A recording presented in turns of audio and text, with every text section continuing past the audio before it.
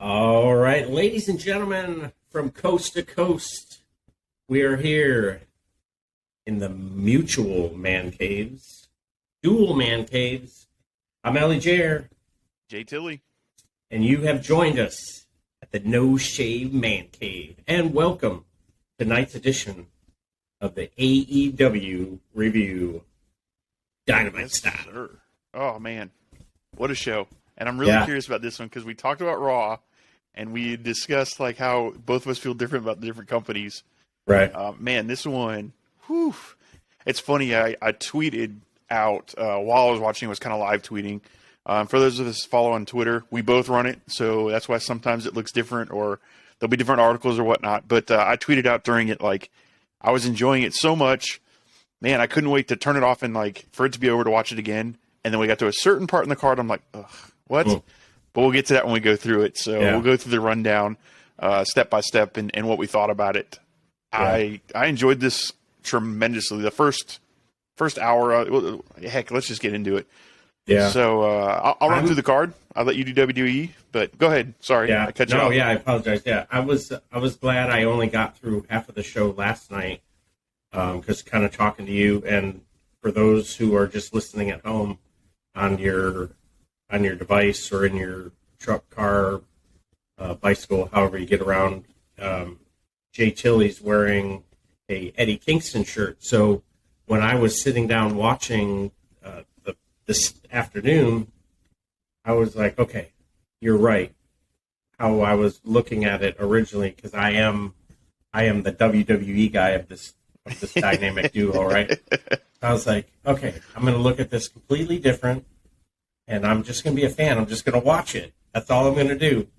And man, the second iteration of it, I did back up, so I did watch part of the first match because I wanted to see something that I thought I saw, and watching it a second time and then watching the Hater match the second time. Yep. Totally like.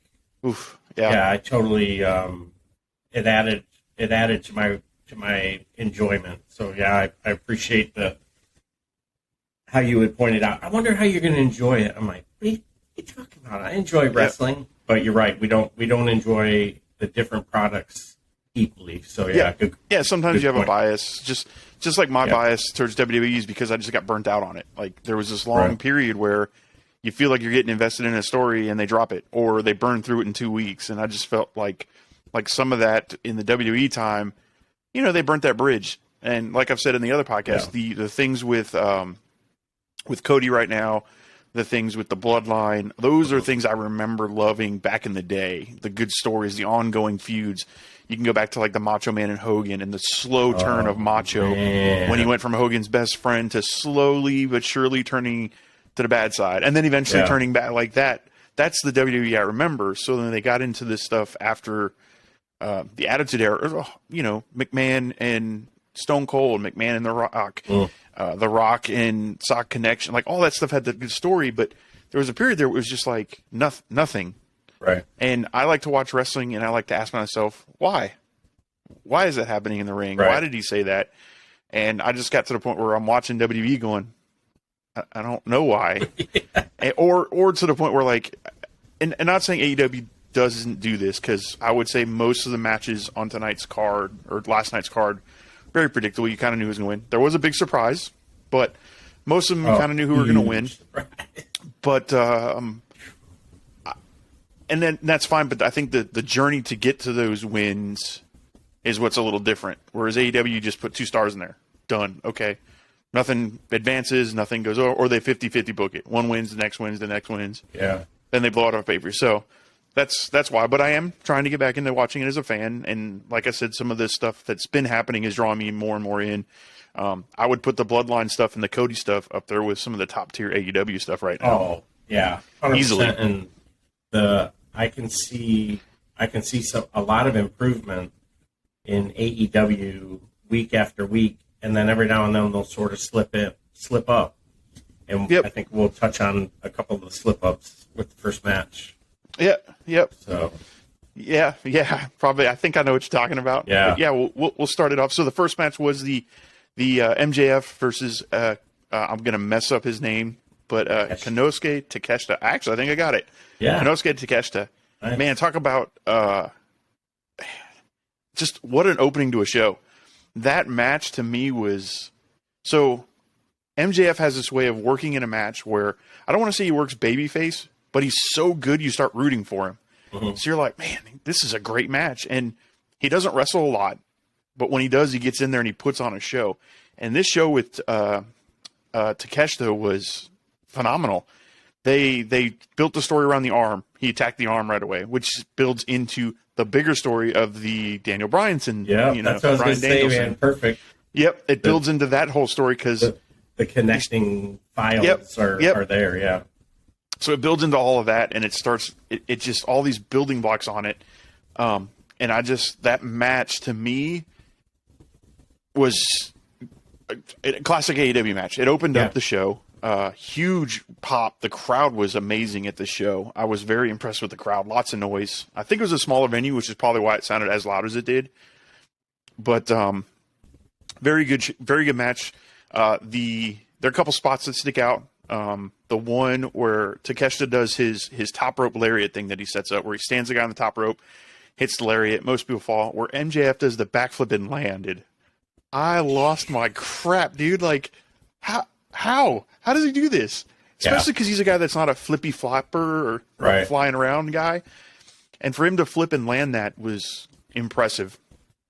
You know, the DDTs, the chop downs, all the standard stuff in the match itself, but the finish, the building of the arm, the injury of the arm.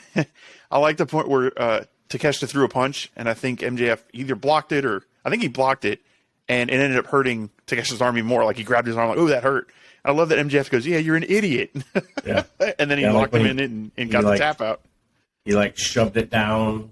Yeah. And then when he got him into the submission, the hip, the way he lifted up his hip, I was like, he cranked that.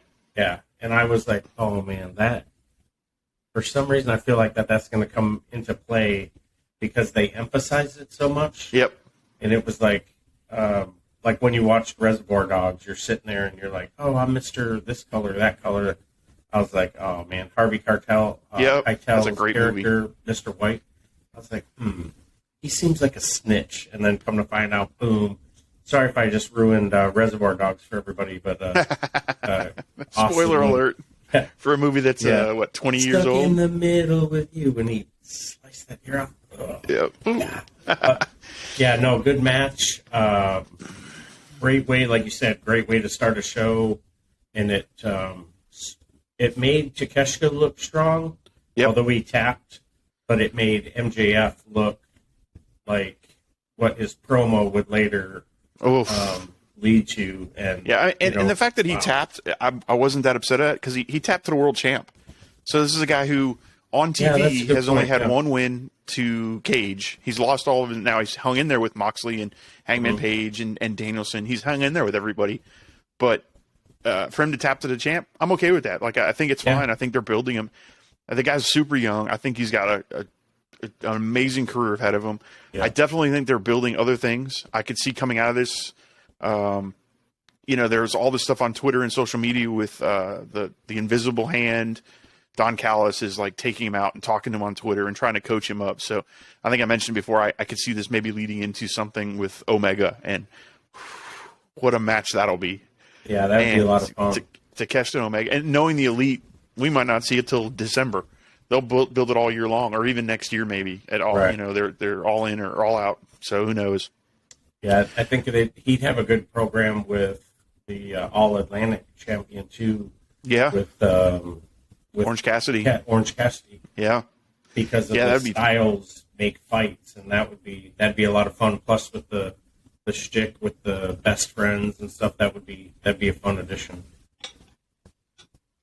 I agree.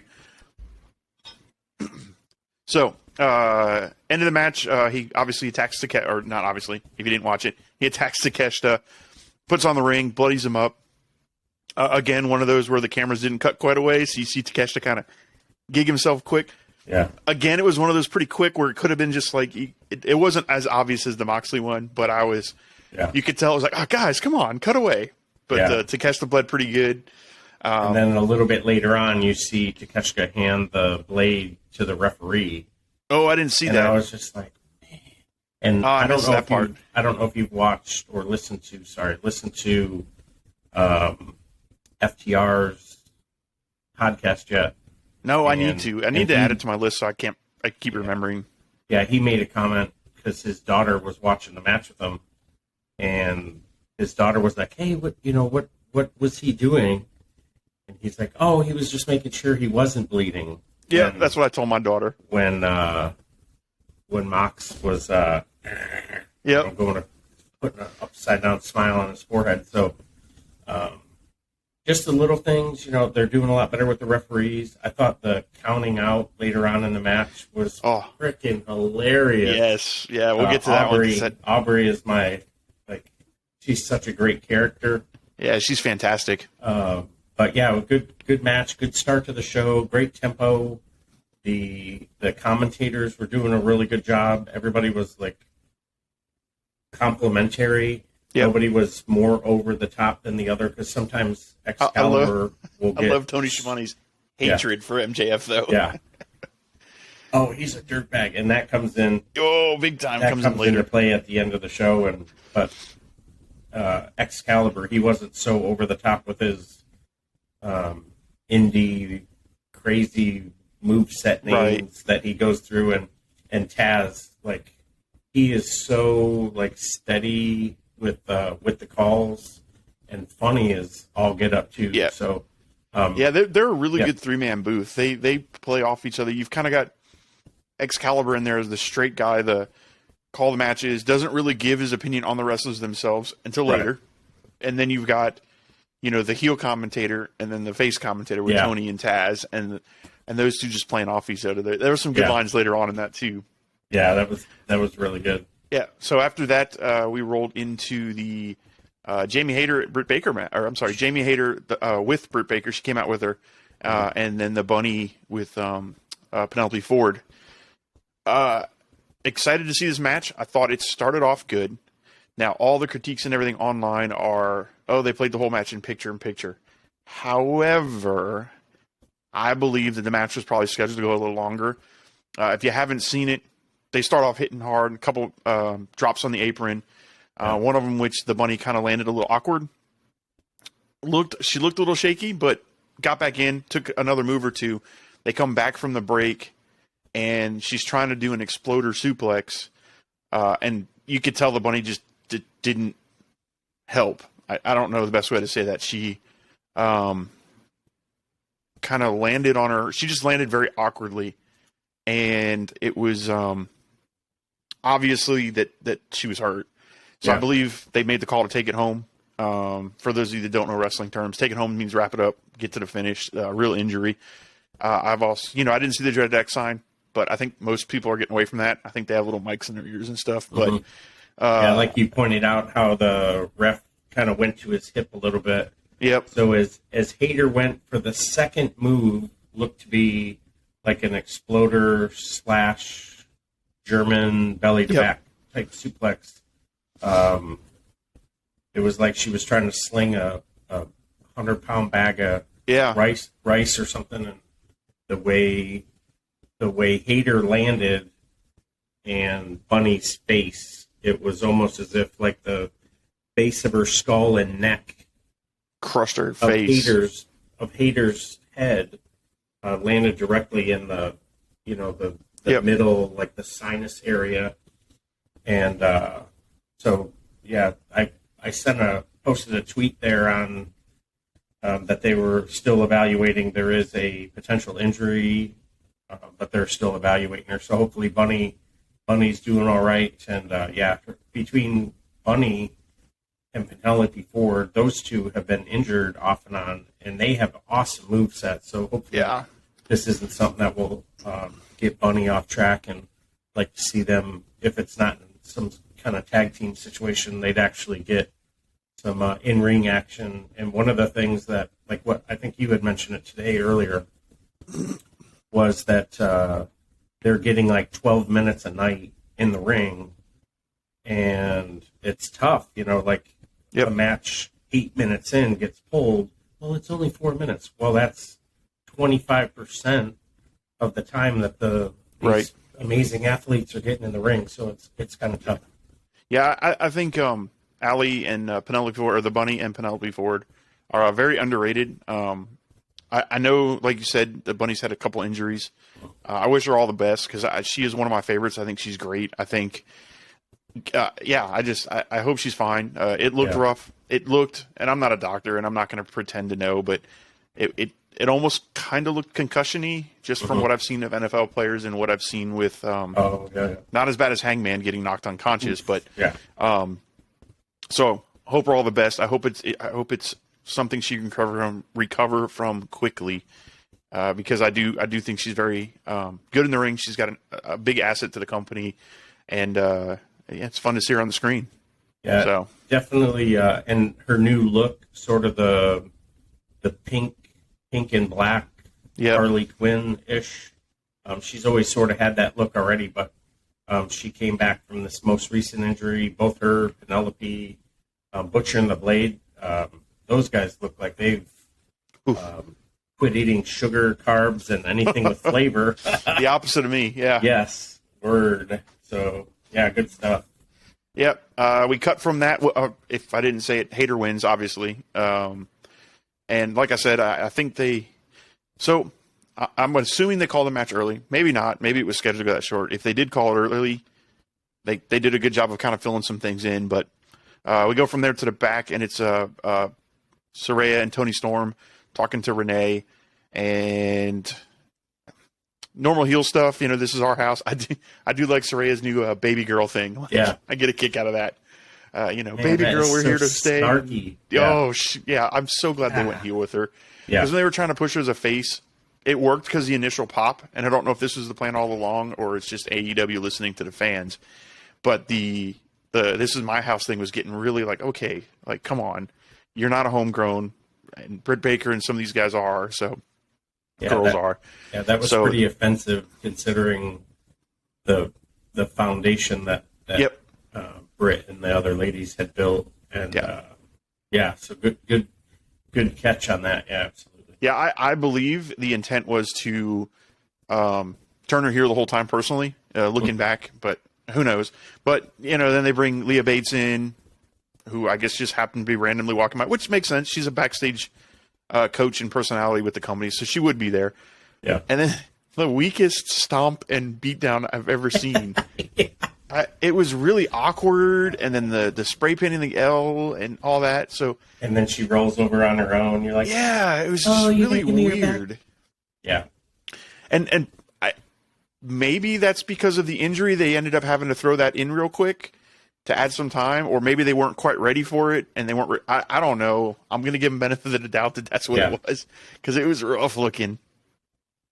Yeah, that's a good point. If you get you're like, okay, everybody's in place by X time, and the match ends early, 4 or 5 minutes early. I mean, people are in the bathroom or still putting powder, getting the shine off their face or whatever. But good. Yeah, I mean, maybe it wasn't supposed to be Leah Bates in the first place. Maybe it was supposed to be somebody else, which is why it looked a little awkward.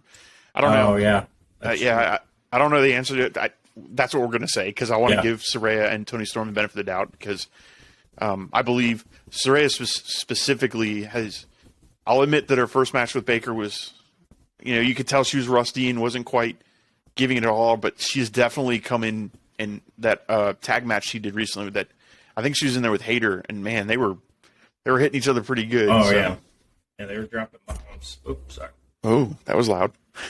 just flick the mic when you feel like it. Then we go from that to the MJF promo. So, this was a promo. We had talked about promo of the year with Cody and Paul Heyman on Raw. I almost feel like MJF went, "Oh yeah, hold my beer, watch this." Because holy cow. So gonna get a little PG-13, almost R-rated here. MJF cuts a promo talking about he used to drive fast and enjoyed his blue Camaro and was getting speeding tickets after speeding tickets. He was at the point where he's going to lose his license. Goes to the junior prom, picks up a girl, which there's a nice little Easter egg in this. I don't know if you caught it or not. I'll ask you. I'll go through this and then I'll ask you the question.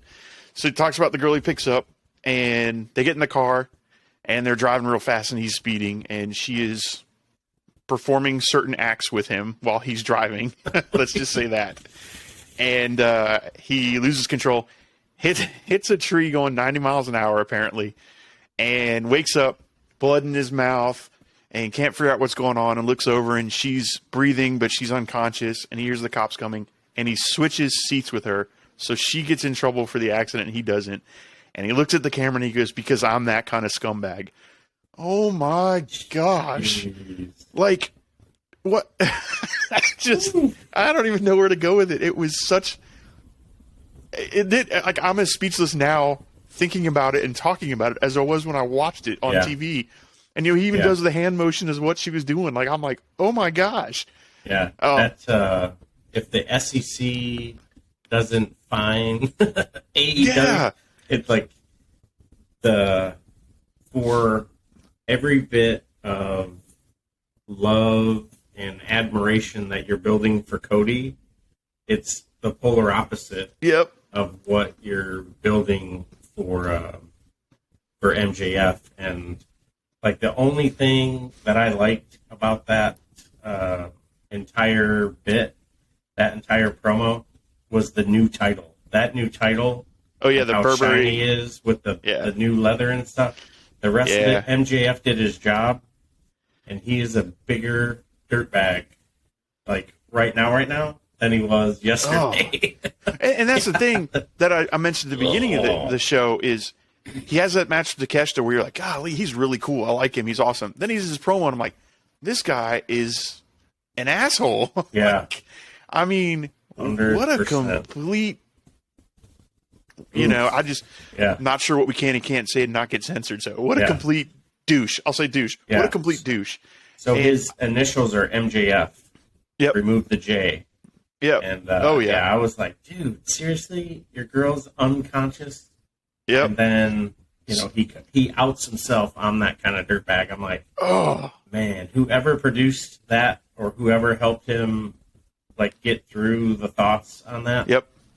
Man, they deserve a raise because that was great. MJF is, for a reason, the most hated heel feud on AEW. But I'm going through the piece and I'm missing the Easter egg. So now I'm like, grr. Okay.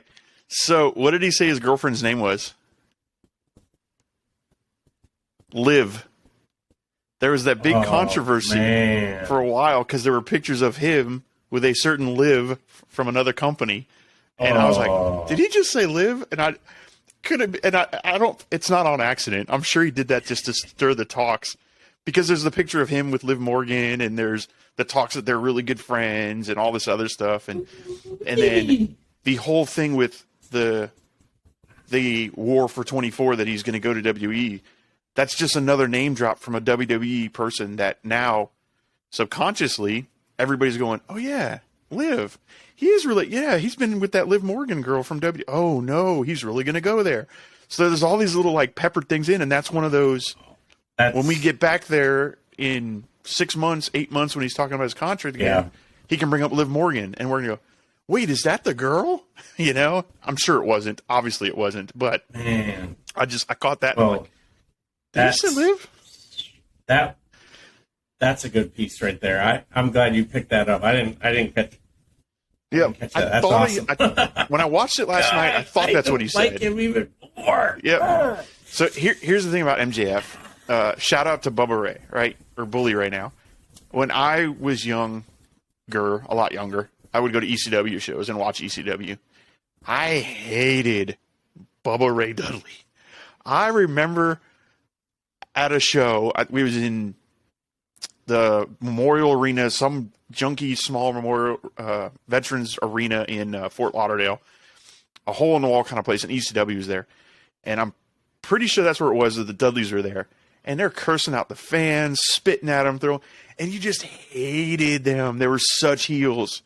That's MJF. Like he is the modern day heel that nobody else really has right now.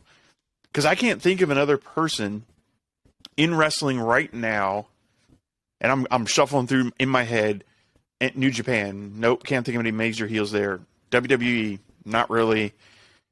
TNA, no. There's no, maybe Bully Ray now that he's back in TNA. Yeah, I was gonna say maybe Bully Ray because he just recently grabbed the champ's wife. Yeah, and then he was talking about I don't know of anybody else other than MJF who is just vile, and I love it. Ooh, that's a good way to put it. Vile, and he lives the part. Like if you look at him on social media, yep. I think he said one nice thing, and then he deleted it. Yeah, that's what I was gonna say, and it must have been by accident. Like, oh wait a minute, never mind. Yeah. Or I don't think he does too much by accident. I think it was strategic. Like, oh, he's such a dirtbag. He can't even. I think it was after the Briscoe thing. He tweeted something about Jay Briscoe, and then he ended up removing it. But he put something up there like it was an honor or something like that, and then he removed that too. But I love seeing some of this stuff. Man, we could do a whole podcast on MJF. I loved some of the stuff that you see, like the fans that come bring him artwork, and he like blows his nose on it and rips it up, or all this oh my gosh, like he goes to these signings and just treats people like crap. It's great. Yeah, he definitely lives the character, and I think for that reason alone, and he's so young, he's already the world champ. Yeah, I could see him and I think AEW is going to be around for a while. I do too. I could see him being a 16-time, and then now he brings up, well, WWE or that other place didn't win the war of 24. Yeah, and that's why I'm here to stay. World champion. And he does some kind of woo, and just chills it up. So Vile, I like that. Vile is dirty. And they cut from his promo right back to the ring, and the commentators are just having he's an awful human being. I can't believe he's our champion, which is great. Yeah. They're heating him up so good. Yeah. And I don't think Bryan Danielson's going to beat him. I think he's going to retain at the pay-per-view. Mm-hmm. And that's just going to be even more heelish stuff. So it was great. I do think they're building up to an Eddie Kingston thing. Maybe not. Maybe it's a shoot. Maybe Eddie really does just hate him. But with all the Twitter stuff going on right now, I'm like, all right, that'd be cool if they build that up and it becomes something. Yeah, he did he's done a couple of interviews. He did one. It wasn't only with Dave Meltzer, but Dave Meltzer was involved, and there was another piece that they were talking about, and Eddie was like, well, if he didn't act like a piece of ish, I wouldn't call him a piece of ish. Yeah. And props to Walt Culture, their most recent review that they did with the news. They got down and deep on really sort of what they thought would happen, and they love to hate MGF. And so that was the props. I love those guys. It's if you haven't heard of them or listened to them, it's worth it. Not that I want you to get away from us, because we have we have way less views than this, so come back to us. But they're actually what inspired me to continue to do this and want to do this. Like listening to them, I'm like, I want to do that too. I want to talk about wrestling and something I'm passionate about. So shout out to those guys. Yeah, absolutely. Now we hit to the part of the show where I regretted my tweet. We had the Ricky Starks and Jericho Appreciation Society. What was it? The Garcia Guevara Gauntlet. Gotta love alliterations. Man, so 2.0 or Angelo Parker and Matt Menard squashed in seconds. Then we had, it was Garcia hit the ring. They teased who's going to fight. Didn't matter. Garcia gets in. Match was good. Like, I'd like to see a match between those two outside of this storyline. I don't like the storyline. I think it's dumb. Yeah. And it's funny with Jericho, he kind of goes in cycles, right? It's, oh man, like Jericho's getting boring. Holy crap, Jericho just reinvented himself. This is the best thing ever. Yeah. Oh, this is kind of getting boring again. Oh my God, Jericho it's just this kind of ongoing thing. And he's getting to the end of this Jericho Appreciation Society thing where I'm like, all right, I'm ready for whatever your next iteration is going to be. Yeah. And the funny part about the Jericho situation, he's constantly on TV to the point where there was a recorded bit that had him on TV, but they're on the Jericho cruise. Yeah. and my man, props to Matt Cardona for being my Oceans champion, the Oceanic champion. Nice. He won the big title there on the Jericho cruise. But I was just like, it's very WWE sports entertainment-esque. Yep. That they have to be on TV every week to be relevant. Yep. And if he went away for a little bit, I don't necessarily think that would be a bad thing. That would, give him a chance to reinvent himself. Go to Japan, or have or just take some time off and then come back for another monster pop. Absolutely. But yeah, so that match, they're going on. They're outside the ring, and then Fan, in quotation marks, attacks Starks. They roll in the ring, get the pin, whatever. It ends up being MJF. Or I'm sorry, MJF. I got MJF on the mind. This whole show kind of revolved around him. It worked. But it's huh? Yeah. I said the MJF project, it worked. Yeah. Jericho gets in the ring, or the Fan gets in the ring, ruins Master Jericho. And at this point, I'm like, okay, cool, whatever, next. It's funny, though, because I was thinking about it, and what I don't think it'll ever happen, but it would be great, is if Stark comes out and goes, all right, cool, I didn't win.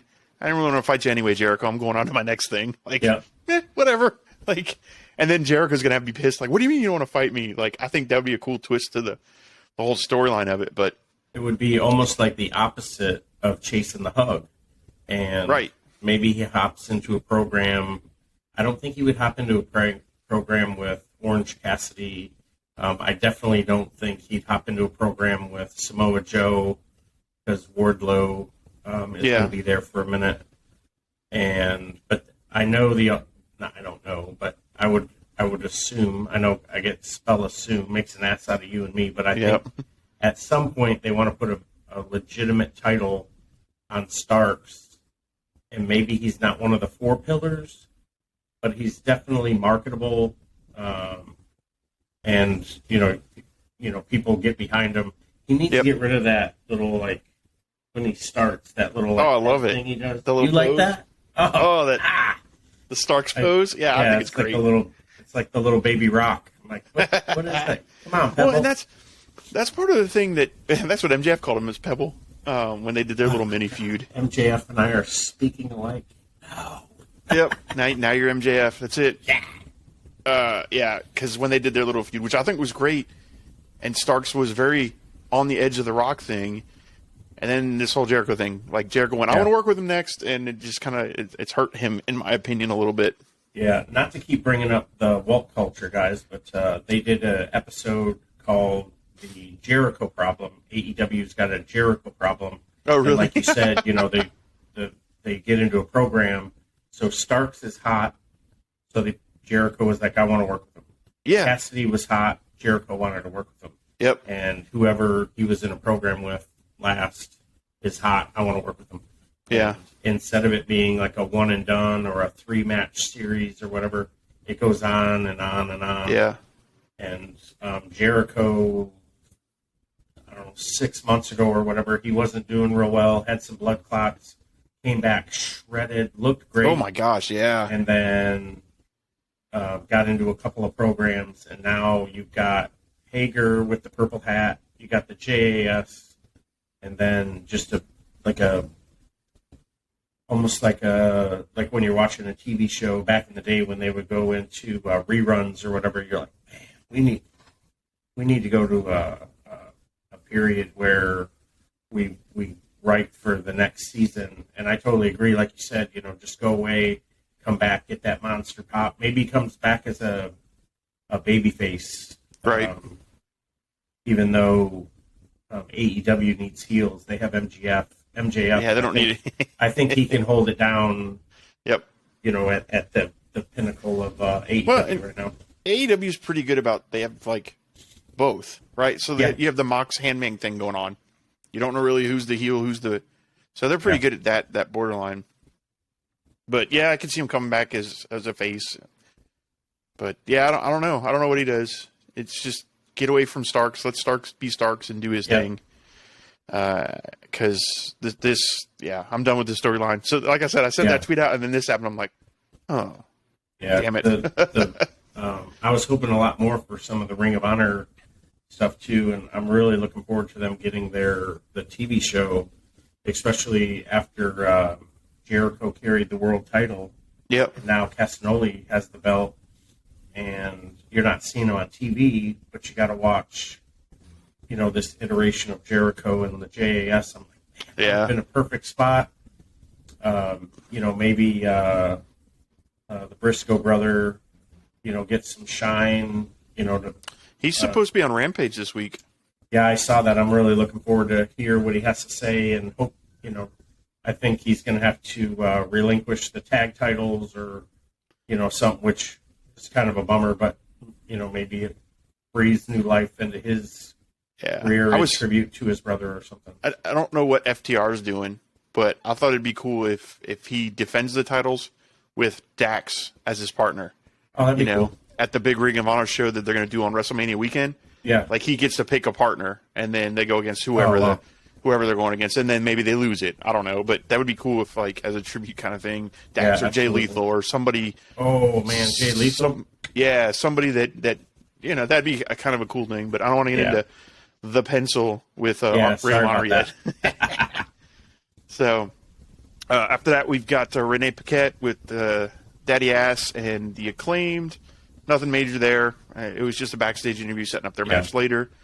Then I think they went to commercial and they come back, and it's Renee again, and she's in with Danielson with Takeshita, who's checking out Takeshita. And this is room. This is again the stuff AEW does. So they're talking, and you hear this drill noise and hammering, and here it is, Preston Vance and MJF and those hammering and sawing screwing the door shut. And then you hear Rush's music hit, and he's walking to the ring. It was great. I'm like, I don't think that I've ever seen that. Or if I have, I don't remember it. It's fresh. Yeah. And banging on the door trying to get out. And he gets in the ring. His Rush's music plays, gets in the ring. MJF comes out, starts yelling and screaming at Aubrey Edwards, you start counting. And that was the best slow 10 count I've ever seen. The one, and she just kind of looks over it at MJF like, you're an asshole. Faster. 2, and then even every time you say faster, I swear she'd take another second longer. Oh yeah, it was great. The time between 5 and 6 was like 4 or 5 seconds. So awesome. Every count seemed a little bit longer, which was great. And then so it flips to the back, you see Danielson break through, which another little small Easter egg. He breaks through with what? The shoulder that was hurt. Yep. And he immediately, as the door opens up, you see him clench that shoulder. I'm like, oh my gosh. Like, talk about thinking of the little things. Runs to the ring, and then we have that match. Oh my Lord. Oof. And I messaged you when I started watching it. I think you were grabbing dinner or something, and I was sitting there, and Roosh is just wearing him out. And next thing I see is the camera gets too close and gets blood splashed on it. And I was like, oh. Not just that camera. Every camera they'd switched to, there was blood on it. Yeah, and MJF even made a comment of that, like, oh, there's literally blood all over the place and on the cameras. And I'm just like, great storytelling, excellent. Like exactly how a match is supposed to go, how they feel each other out, and the time span of them feeling each other out was a little bit shorter. And then you had the back and forth, and then you have someone working from underneath, and then you have the end. And it just like, as you would allude to with your signature move, just awesome storytelling, very, very good. Yep. So. Yeah, it was a great match, hard hitting. Probably the best match I've seen of Roosh since he's been in AEW. Easy. Very hard hitting, just busted him all the way open. I can't even think and call all the spots. Again, what culture guys? I'm no what culture guys that can go play by play like that. Yeah. And if I did, it wouldn't be justice. No, and we're already sitting at 40 minutes, and we'd be here for another hour. Yeah. So, really, really powerful match. Got all bloodied open. And I actually there was a couple of little pins there. I was like, oh, shit, like, he might actually win this. Oh, yeah. Okay, no, he won't. Because then the end with the Psycho knee into the pin was just great. Wrapped it up. Of course, MJF hits the ring. MJF being on commentary the whole night. Did you catch the line where MJF told Tony Schiavone he'd give him $500,000 to leave the business forever? Yeah. And then Taz goes, I'll throw in another 100. I'll throw in another 100. I'm like, and then Tony goes, I've got Vimo. That was great. I'm surprised you didn't say something about Bitcoin. Yeah, oh, yeah, that's true. MJF hits the ring, attacks Bryan Danielson. Heated up feud. I think that's going to be a great feud going into that'll be a lot the pay per view. It's going to be strong. That's going to be that Iron Man match. That's going to be a good one. Yeah, I didn't originally think that the program would look and be this strong, only because they didn't want to expose MJF, and I was so wrong, so wrong. Yeah, I don't think this is exposing. I think MJF is the real deal. I don't think there's, when he says generational talent, now the Iron Man match is going to be interesting, but I don't think they would do it if they didn't think, well, one, you're in there with Danielson. Yeah. Even if MJF's not 100% ready or not quite ready there, Danielson can get him there. True. It's going to be, 60-minute match, man. That's a long match. Yeah, that's some legs. Yep, that'll be a good one. Or drink a Gatorade before you hop in there. I was thinking for us, we better drink a couple Monsters. Yeah. Which, if Monster, if you want to sponsor us, that'd be cool. Hey, just saying, I know a guy who knows a guy. What are you, artist now? Woo! Sorry, inside baseball joke. Yeah. So we're rolling from that into the Elite versus AR Fox and Top Flight. Again, I don't know how AEW does this. Almost every match in this card was a banger. As Sheamus would say, banger after banger after banger. This match, completely different style banger, which was different from the match previous, which was different from the match in the beginning. Kind of like what we talked about last week. You had the match in the beginning, which was very technical. You had the match with Rush and Danielson, which was beautiful wrestling violence. Then you had this was the flippy flop over the top. How do they do this adrenaline rush stuff? Yeah. And another one, I'm not going to go spot by spot. The one-winged angel that AR Fox was up in that one-winged angel and reversed it into the pin. I thought they were going to win. That was the closest 2 count I've ever seen. To the point where I was like, wait, did that just happen? Like I rewound it to make sure that like they didn't win. Yeah. And the Bucks and Omega are so crisp in the ring, and I think Dante Martin and his brother are gonna be Darius. Dante and Darius. They're the next Young Bucks, in my opinion. I think they've got it. If they continue to work with the Young Bucks, and then you get them in there with everybody, you've got FTR that can help bring them up, and just they're a very strong tag team. And I'm pretty sure they're homegrown too. They didn't do a whole lot prior to AEW, so it's kind of interesting if you look at it. You've got the Ass Boys, the Acclaimed, the Dante and Darius. Like that's 3 homegrown tag teams that are actually pretty damn good. Yeah. So Private Party. They've done a lot of stuff on. Oh my God. I'm flipping through Twitter. Sorry about that. Eddie Kingston is going on this tirade. Pretty much F everybody. Born alone, die alone, and I don't need anyone, including Mox and Penta. Oh, I saw that. Yeah, he did that earlier today, right? Yep. F everyone, especially the pillars. Who could he mean? So you're talking Darby, Jungle Boy, MJF, and I forgot the 4th one. Darby, MJF. I don't remember the 4th pillar. Oh well. Yeah, we're gonna go on. Yeah. Yeah, sorry about We'll that. jump in the middle of a conversation and jump on it. Yeah. So obviously, Elite end up winning. High flying match, amazing, good stuff. Another one of those that I would say worth a watch.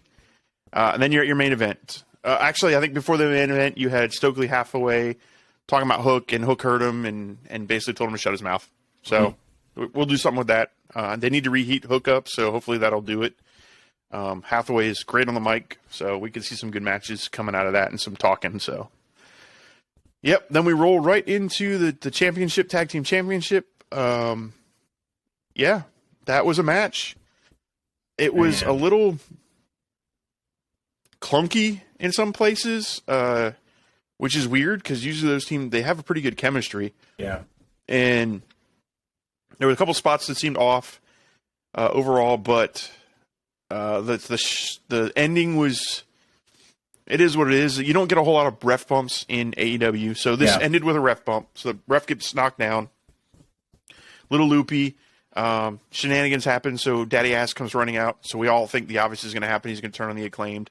But he doesn't, which I was like, okay, cool. Yeah, good call. Yeah, he ended up hitting his son, hit Colton with it, I think, or Austin. I don't remember. Hit one of them with the belt instead of hitting the Acclaimed, which, okay, didn't see that coming. Cool. Then some roll-ups, and then another belt shot, and then, surprise, the Ass Boys win the titles. Wow.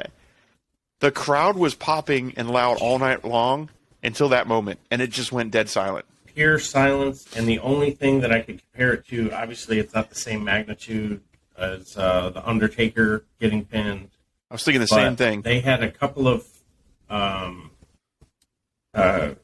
folks, a couple of guests in the arena, and they were doing the same thing that the guy, like some of them had their hand, and then like 90% were all just like, and I just did my mouth wide open, like, holy cow. Yep. So, it was a shocker. It was a shocker. And you know, you've got Tony Schiavone and Excalibur like, this is a disgrace. This is horrible. Shock value, yes, very high. So I trust AEW enough to let it play out, right? Like, I trust them to do something, to go through with this, and it will build into something. But that's a ballsy call right there, because it obviously didn't go over well with the fans. Most of the reaction you're seeing on Twitter and in the media is like, why would they do this? This is awful. So the reaction in general has not been good to it. Yeah, I think it's I mean, any attention is good attention. Like, I was just going to say that. Yeah, sorry to take words out of you. Yep. But I think this is just strictly a way to get the title off the Acclaim, to get them into a program, which now tells me 99.9% that FTR is coming back. And I thought that too. I think they'll go after the Ass Boys though for the titles. Yeah. Oh yeah, 100%. And it'll be, or it could be, you know, someone else who's a huge disciple of Daddy Ass, something. But yeah, I think FTR is going to come back. They'll feud, and FTR will get the World Tag Team titles. They'll go into a program with the Acclaim. Acclaim will eventually win them back because they're the homegrown. Yep. And crazy ending. Great start. Decent middle. Had a little botchery in the middle. But all in all, it was a strong show. I'm glad I went back, rewatched what I didn't watch, and then see, I'm going to convert you. Yeah, that's okay. I'm slowly getting into WWE. Yeah, more into WWE. So, all right, man. Well, it's that time. How many beards do you give it? Man, I'm going to give it 4 beards, and I think it would have been closer to 5 had the Hater match gone a little bit longer, because they were really putting it together. There wasn't too much that was uber cringy. There were no run-ins in the back, which I talked about last episode. No run-ins in the back with Renee Paquette getting interrupted. So super impressed with with that improvement overnight. Yeah, I agree. Actually, I went 4. Probably would have been higher, except for the Jericho stuff. I lost a little, and yeah, I didn't want to take away anything from the Hater thing because of the potential injury. But the Billy Gunn and the Ass Boy thing kind of now, and that could be just final impression thing, right? Yeah. Like storyline. Next week they might do something, and I'm just like, oh my god, it made so much sense. That was the best thing ever. But as of now, yeah, it took it down to about, if we're doing five beards is the top instead of 5 stars, I would agree 4 for me. Yeah. So 4 for me. So far, AEW's in the lead here as far as the shows go, for me at least. Yeah. I thought it was better than Raw. I still think the Paul Heyman Cody promo was better than MJF's solo promo. But if you're talking solo promo with nobody else in the ring, one person, that was really good.